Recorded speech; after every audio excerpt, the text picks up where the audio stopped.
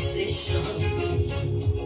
Rise up, make that decision. God will provide all your needs.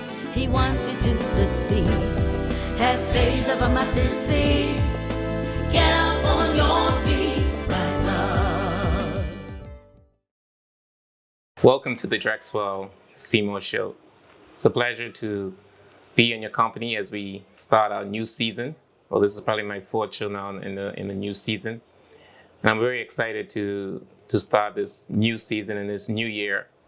And what a great opportunity I have today to interview one of our very own who has been living in the UK for the past 12 years.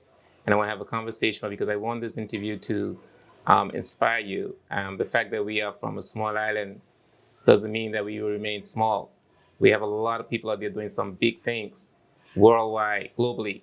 And this is one lady, I believe, who is doing a lot of things. And in so doing, she's creating a great name for the Turks and Caicos as well, because she's also an ambassador in my books. The Turks and I really admire the young lady. I don't know her that well, but I got to know her. We serve on a board together, and I get to know her. Very, very impressed with her. And she also travels the world, not only in the UK. She's been spending some time in Singapore. She's a lawyer, not only under the Turks and Caicos, but also in the United States, in the state of New York. But we'll hear more about her, and I believe that this interview will impress many of you who are here, who are living abroad. And I just hope one day that this young lady returns to the Turks and Caicos Islands. But I'm happy where she is right now because she's building up that experience. Because, a lot of us, we like to tell people they don't have any experience. And so here she is, she's gaining as much experience as possible, because I believe one day she will return to the Turks and Caicos Islands. And with that said, I want to welcome Rochelle Musgrove to the Drexwell Seymour Show. Thank you, Drax. It's my pleasure to be here today, and you've also inspired me. Those very kind words you started off with today. Oh. I'll try to live up to them. Oh, of course you will. Well, Rochelle, tell us about yourself. I mean, I don't know you. I just got to know you, I think this year. In 2023 now. About 2 or 3 months ago, I got to know you because we serve on the TCI Finance Board. And that's how I got to know you. But tell the viewers who you are. Okay. Well, I'm Rochelle Musgrove. I'm a lawyer. I'm a multi-jurisdictional lawyer, as Rexel had mentioned. And that basically means I can practice in a number of jurisdictions. I'm qualified here, firstly in the Turks and Caicos Islands, secondly in New York, and I also qualified as a solicitor in the UK. I've been practicing for some time, as Rexel has mentioned. I practice a lot of securities law, regulatory type law, banking and finance law. And now I also work with a lot of environmental products. The environment is affecting us quite a lot these days. Yes. We see the effect of storms, and we are able to, in the Turks and Caicos Islands, to benefit from beaches. So I focus on making sure that we keep our environment safe. In my spare time, I also publish a few papers that talk about regulatory change. Oh. And as you mentioned, I'm on the board with you at TCI Finance, which I had the pleasure of knowing you and learning a bit more about what we're doing here in the Turks and Caicos Islands. Yeah. What are some of those publications you did? So some of those were mostly around regulatory change. So when we were going through the whole position of Brexit in the UK, so telling businesses what changes they needed to do and what were the next steps that they needed to take in order to not be caught out by changes in laws. Okay. So obviously you study law. Yeah. But what made you study law? Why did you go that route? Well, I think for me, I grew up in a very entrepreneurial background. I'm originally from North Caicos, and while I was living there, my parents had undertaken quite a lot of business ventures. My mom works as a teacher during the day, and in the evenings, she also ran a guest house. We met people from all over the world. So that sparked my entrepreneurial interest itself, but also led me to explore and learn about different cultures and people. And I really like interacting. So when I thought about pursuing a career, I wanted to do something with business, but also allow me to interact with people in a way that helped them to grow their business. So law provided the perfect category to do that. Yeah. I think we have a lot of people studying law. And the good thing about law, based on my understanding, is that you could fit into any, job, basically. I guess not a medical doctor, but you could sort of, you don't have to necessarily work for a law firm. you could work in many different institutions. You could work in a bank. You could work insurance company. I mean, it's versatile based on my understanding. Absolutely. And I think having the ability to help businesses develop and further their products was one of the main things that attracted me to the law. I really like working in business. So while I was at high school, I did the whole business route. And from there, I moved on to Barbados. I did my first degree in accounting, economics, and law. And I really had a passion for the law. So once it came for me to do my undergraduate degree, I did business law, finished that, moved on to the University of Nottingham, doing a master's degree in international commercial law, just so that I could see the cross-border elements. And then at law school, I studied corporate law again. Okay. So tell us about some of your work experience. Well, right now I'm at an international law firm in London. We are a commodities-focused firm. We do a number of different things, energy, shipping. It's known as one of the largest shipping firms in the world, but we're really sector experts. Within that firm, I act as a regulatory lawyer within the commodities group and advise a number of clients. But the great thing about being at that firm is that it pulls together quite a lot of the experience I've had in the past doing different types of rules within the legal environment. So I'll tell you a bit more about my route. I actually started off practicing here in the Turks and Caicos Islands at Michigan Stenbrook. Oh, okay. Yeah. Okay, that's interesting. Okay. And how long you were there for? I was here for some time. Don't ask me to reveal my age. No, I wouldn't do that to you. They say never ask a lady her age. I have an idea though, but I think I have an idea. We'll keep that between us. Yes. Okay. Yeah, so I practiced here for a good period of time here in the Turks and Caicos Islands. I had wonderful experience here working not only with local clients, but clients from New York, clients from the UK.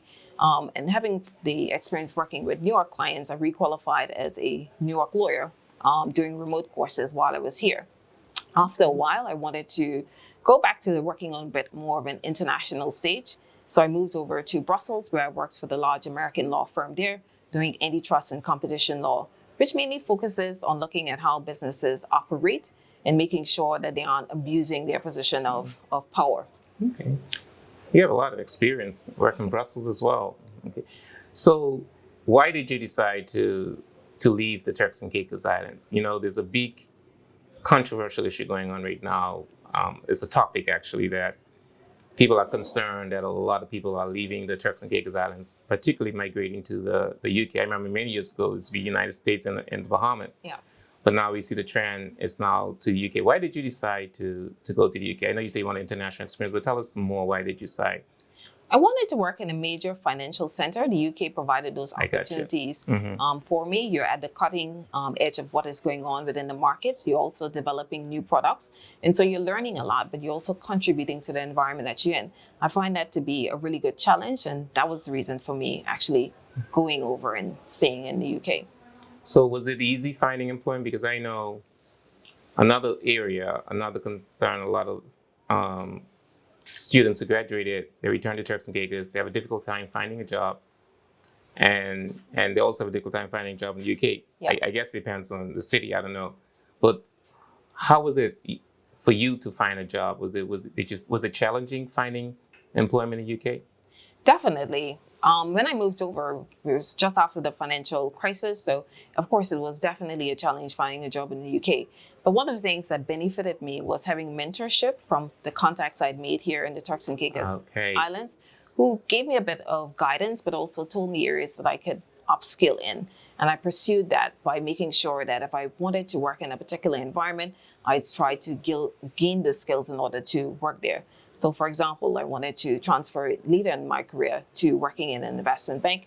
So I did level 1 of the CFA qualification just to demonstrate a bit more financial acumen. Mm-hmm. And if you look at it and you ask your employers for a bit of assistance in terms of upskilling, it's a benefit to them. So they are willing to pay for some of these courses. But sometimes, absolutely. Yeah. Absolutely. But all this experience that you have, what do you do mainly at your firm? So within my firm, I'm a regulatory lawyer. I advise on financial services regulation. So developing new financial products, but also seeing how firms can operate within the market.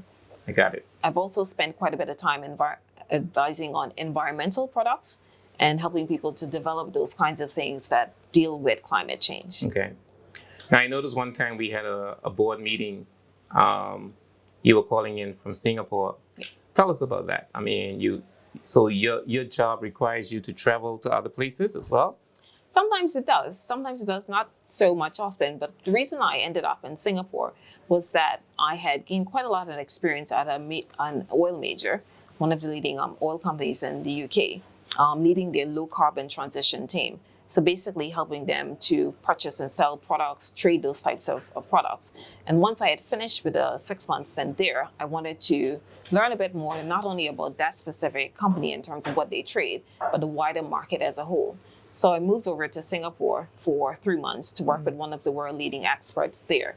And there we worked on quite a lot to do with infrastructure development, setting up the marketplaces to trade these products, helping us to understand the rules around those products, and now trying to bring that back into the London market, working a 24-hour cycle. Okay. So that was like, so the firm sent you there to Yeah. get more understanding of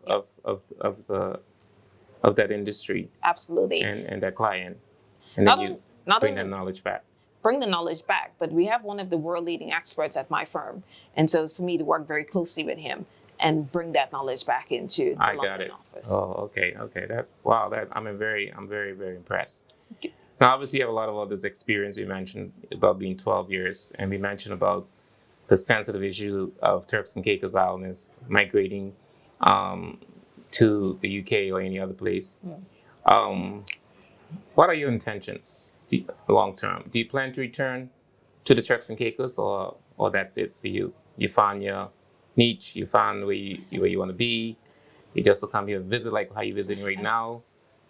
Do you plan to return to home? I think home always has a place in my heart for me. I don't know exactly what that looks like right now, and how I would return, or if and when I will return. But it has a place in the heart for me, which is one of the reasons I come back quite frequently, but also try to participate in what is going on with the country. As you know, we're on the board of TCI Finance together. And so even if I'm not here, trying to utilize the skills and expertise that I've gained to benefit the Turks and Caicos Islands. We'll see what happens in the future. I do like that too. Even though you are not physically here, you're still here in a way because you're participating. You're involved on the board. You come home frequently. You're not like some people who have left the country and act like they're not from here. But you're always in contact with the Turks and Caicos. So even if you don't come, you're still contributing by participating on a board, and that's what I like about. I know some people may not agree with persons living abroad being on boards, but I have no problem with that. I think if people have the knowledge, they are Turks and Caicos Islander, they have the knowledge, they can bring knowledge to it, why not have them on a board? You know what I mean?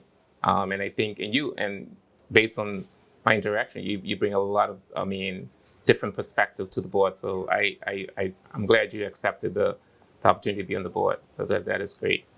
And I was grateful for the opportunity to actually contribute to the country and help us to grow as a people together. Yeah. And the thing about our time frame is so different because it'd be like 5 hours. 5 hours if I'm in the UK, 12 if I'm in Singapore. Yeah, so sometimes it's a big sacrifice for you because we have our meetings, different time zones. Yeah, and definitely. so you have to factor that in. I didn't even realize we even factor that in when we setting our time, but we appreciate. Now, there are a lot of people studying UK, and if there's one thing that I am appreciative of, the fact that we have an opportunity to study abroad in the UK, where people could, pay the local rate. Yeah, Because we know getting a tertiary education can be very expensive. definitely. And a lot of people now embracing the opportunity. They're going abroad. I know some people say, oh, we're just following one another.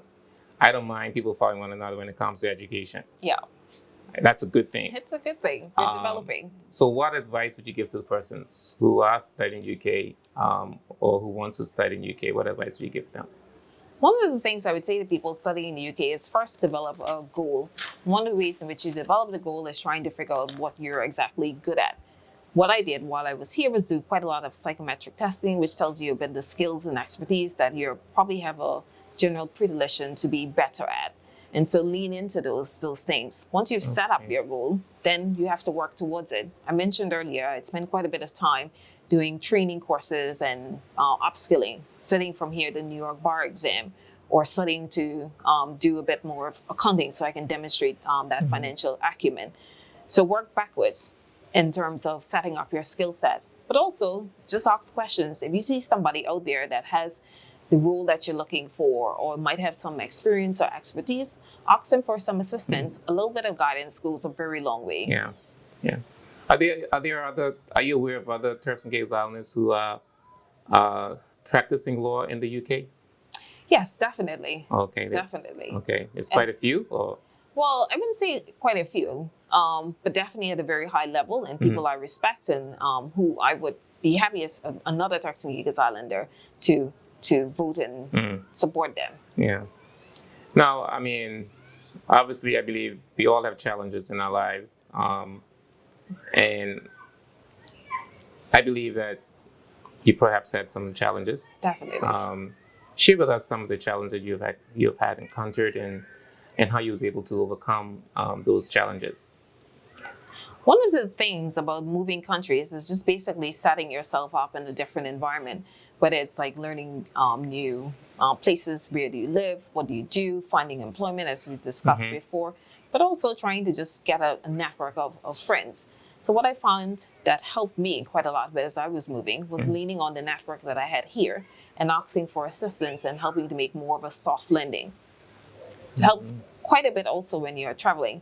My first trip to Asia, I didn't know anyone. I was traveling to a friend's wedding and I had a stopover in Hong Kong. So I messaged one of my old university friends and she came to meet me. It made for such a pleasurable experience. I was able to immerse myself in local culture. That is awesome. That is awesome. I went to Singapore twice, but I didn't have to spend the night in Hong Kong. Okay. I went to a friend's wedding as well. Okay. Yeah, I went to Singapore for a friend's wedding. That was many years ago, but I think I went from San Francisco to Hong Kong and then Hong Kong to Singapore. Okay. Or Hong Kong to Malaysia. I think I spent a week in Malaysia and I spent a week in Singapore. Okay. Yeah. Well, we're going to end the show now, but are there any areas that you think that we have not covered that you'd like to say before we close the show? What I want to do is say to people out there, particularly our younger generation coming up, try and be yourself, lean into what you're good at, persevere, be adaptable if things don't work out as you have planned, because that adaptability is going to serve you well. Well, thank you very much, Rochelle. You've been watching the Drexel SEMA show. I'm really excited about the future of the Turks and Caicos. Even if those persons do not return home, they are making an impact globally. And the world is not how it used to be before. It's just by the tap of a laptop. You don't have to necessarily physically be residing in your home. You can still contribute. And I admire those persons who are making impact, know what they want, they go after it. And I encourage all of you to take the opportunity. We're currently not independent. We have an opportunity to work and reside in the United Kingdom. And I encourage you to embrace that opportunity now before we become independent, because I believe one day we will. So I don't know what will happen after we become independent. But I think you should embrace that opportunity, get that experience. But I also want to encourage all those persons who take the opportunity to not to forget the Turks and Caicos Islands. Even if you decide not to return here and live, but do something, do some sort of investment or do some sort of educational writings on your experiences. Just teach people what you know so that the others can be impacted. So with that said, I just want to say thanks again. And remember to subscribe to my show. Just press the button. Thank you.